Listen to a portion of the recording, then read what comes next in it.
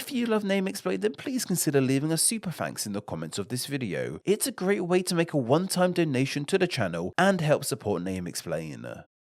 When we think of languages that are spoken more in parts of the world where they didn't geographically originate from, we tend to think of more relatively recent cases of this happening. We may think of the European colonization of the Americas, which started in the late 15th century and resulted in a huge amount of English being spoken in North America and Spanish as well as Portuguese in South America, or even the scramble for Africa, which kicked off in the 19th century, which resulted in a huge amount of non-native languages becoming mainstays in the land, perhaps most noticeably French. Yet there's a really interesting case of this happening way before any of these waves of colonization took place, happening hundreds of years prior to these, that being the Turkish language spoken in Turkey. Turkish is part of the Turkic language family, which unlike most other languages spoken in Europe is not part of the Indo-European family tree, but is its own separate language family with other languages within it that we shall talk about in a moment. And yes, I know Turkey isn't fully in Europe as it's one of the few transcontinental countries, but they compete in Eurovision, so they're European in my eyes. Of the Turkic languages, Turkish is by far the most widely spoken of them all, with over 80 million speakers. The highest concentration of people who speak Turkish is, unsurprisingly, within the nation of Turkey itself, where it is an official language. It's also an official language in Cyprus too.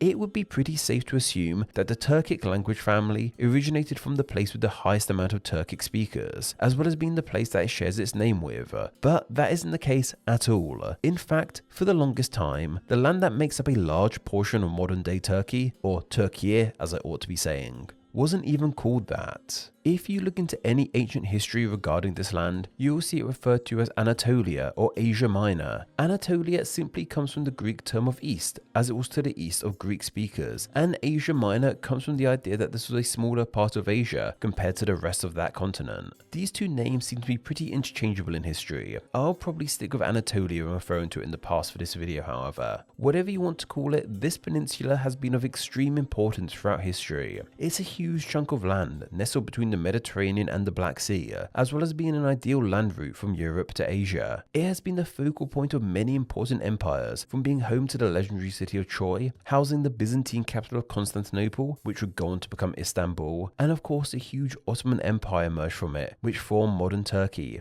Slight spoiler for the rest of this video, I suppose. This resulted in languages like Greek and Latin being the norm here, which of course are not the Turkish language or even Turkic in any way. So how did Turkey end up becoming so definitively Turkish when it wasn't for so long? Well, as mentioned, Turkish, like English in the USA or Spanish in Argentina, did not originate in the land. Well, kind of. The modern language of Turkish did enter its complete form in the land, but its roots, the language it evolved from, and the Turkic language family as a whole originated from much further afield. So where exactly did the Turkic languages come from? Well, we aren't entirely sure.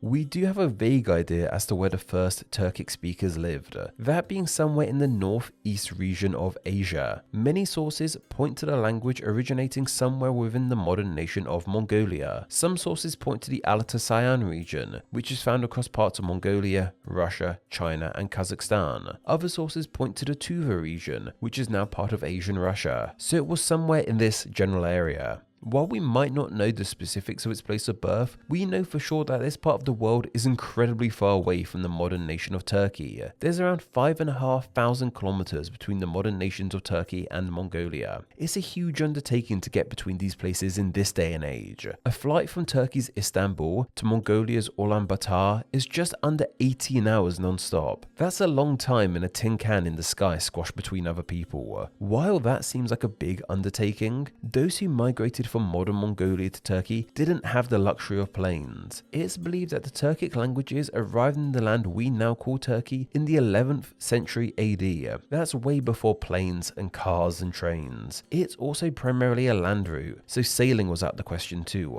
Suffice to say, those Turkic speakers who emerged around modern day Mongolia and made their way to Anatolia seriously had their work cut out for them. And Turkic speakers are believed to have emerged in this part of the world in around 2000 BC. The name of Turkic, which would go on to form the name of the Turkish language and the name of the country of Turkey, all stem from the initial word of Turk. We aren't entirely sure where it comes from, but theories range from it meaning strength to robber to barbarian to beautiful youth. Whatever it means, this gives us around 4,000 years of history between then and now. Yet despite this, they didn't get up to all that much, meaning we have very little info on them initially. They would have been nomadic people, traversing this part of the world constantly, meaning they did not leave many traces of their ancient history. These nomadic people would have possibly spoken a language we now refer to as Proto-Turkic, which is more a reconstructed hypothetical language than one we actually know anything about, in the same vein as Proto-Indo-European. The first really noteworthy group of Turkic-speaking people that we know about were the Gokturks. They seem to have first appeared in the 5th century AD, and they would have spoken a language we now called Old Turkic, which is the oldest known of Turkic language that we have evidence of, and can be seen as something of a great-great-great-grandparent of the modern language of Turkish. In the 6th century AD, the Gokturks seized power and took control of the Rowan Khaganate, a confederation located in modern Mongolia. This seemingly became the first sizable Turkic-speaking power on the planet, and it's from here that Turkic speakers started traveling across the globe and calling new parts of the world their home, bringing their old Turkic language with them, which in turn changed into new, unique languages. We must remember that these were traditionally nomadic people, which meant that travelling huge distances over the course of centuries was more or less in their blood. Plus now they had much more power behind them, meaning it would be somewhat easier to travel further with easier access to supplies. What also helped these people travel great distances was the geography of this land, namely the Eurasian steppe. In geographic terms, a steppe is a large, flat grassland, and the Eurasian steppe is the biggest of them all, spanning across the 2 continents, from China into Hungary. It has been used throughout history for easy travel between the continents, due to it being so easy to transport horses, carriages and people across. It would have been these steppes that Turkic people would have used to their advantage to reach other parts of the world.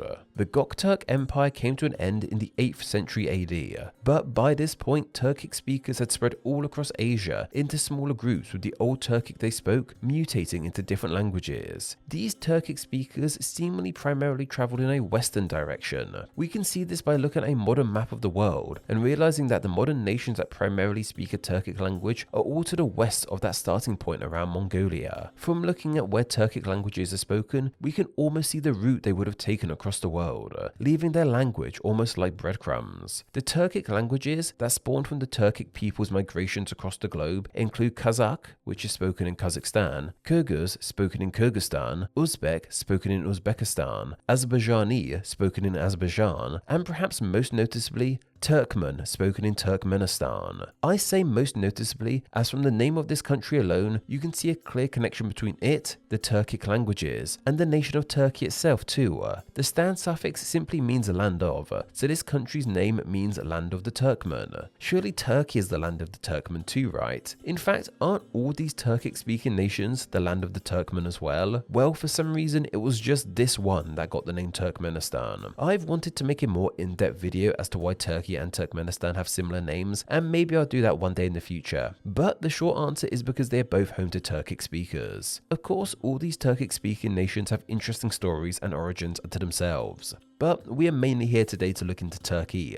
Turkey is seemingly the westernmost point of this Turkic migration, though obviously Turkic-speaking people have migrated and settled in other parts of the world too, like in parts of Europe and the Americas, and Cyprus as we've already mentioned. From the fall of the Gokturks in the 8th century AD, a Turkic language finally arrived in the land we now call Turkey in the 11th century AD, so it took around 300 years to get from point A to point B, which sounds like a long time, but it's still pretty impressive for people with no Wi-Fi and just horses. But up until this point, the land we call Turkey had little to no Turkish influence at all. As we said earlier, prior to all this, the land was known as Anatolia, and all different kinds of people up until this point had called it home. The earliest known residents of Anatolia were the Hittites, an Indo-European speaking power who emerged in the 17th century BC. Following them came the likes of the Frisians and the Lycians, and even the Persians themselves claimed this land in the 6th century BC. Eventually, of course, the Roman Empire would claim Anatolia in 129 BC. The peninsula would become hugely vital to Rome, so much so that when the empire split into west and east, the city of Byzantium in Anatolia, which would go on to be renamed Constantinople, then Istanbul, became the capital of the Eastern Empire, and was even referred to as Nova Roma, the New Rome.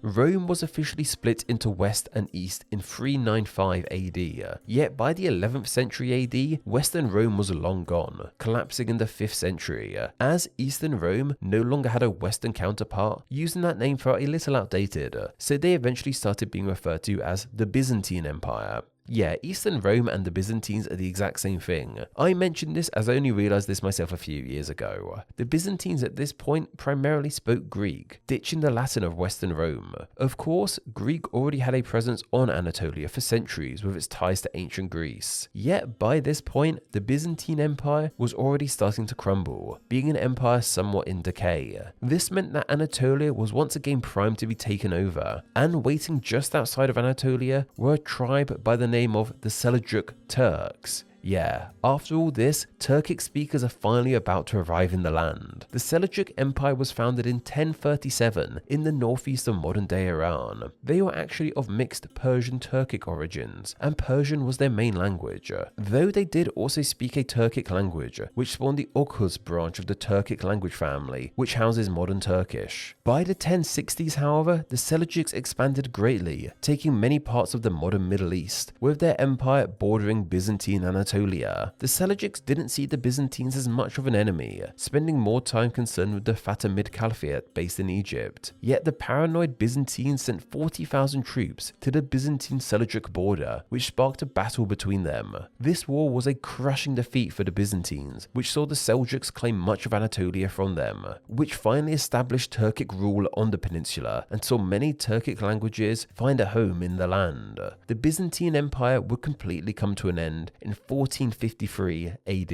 Seljuk rule in Anatolia, however, would only last until 1194 AD. However, a small remnant of this empire, called the Sultanate of Rum, remained in Anatolia. By this point, Turkic languages were a mainstay in the land, with other smaller Turkic-speaking tribes making it their home too. Yet eventually, a force from the Turkic homeland finally arrived in Anatolia, that being the Mongol Empire itself.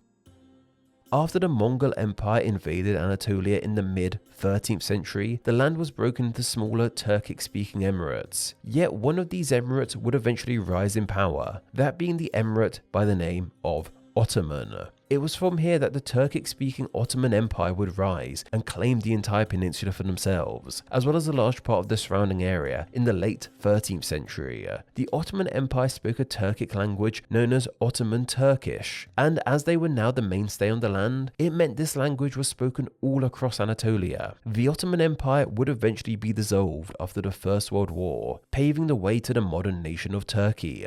And in the same way the Ottoman Empire became Turkey, their language of Ottoman Turkish evolved into the language of modern Turkish. And that is how Turkish got to Turkey.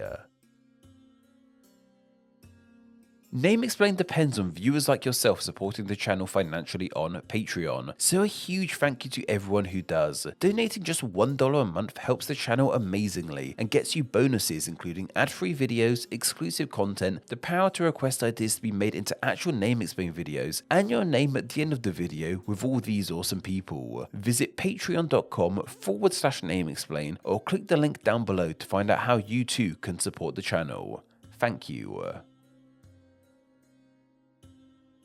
Thanks for reaching the end of the video. Why not watch another and subscribe to keep up to date on all things Name Explain. You can find myself on Instagram where I'm NameExplainYT and join the Facebook group Friends of Name Explain to talk with myself and other name nerds. All that will be linked down below. Anyway, I hope you enjoyed this video and once again, thank you all so much.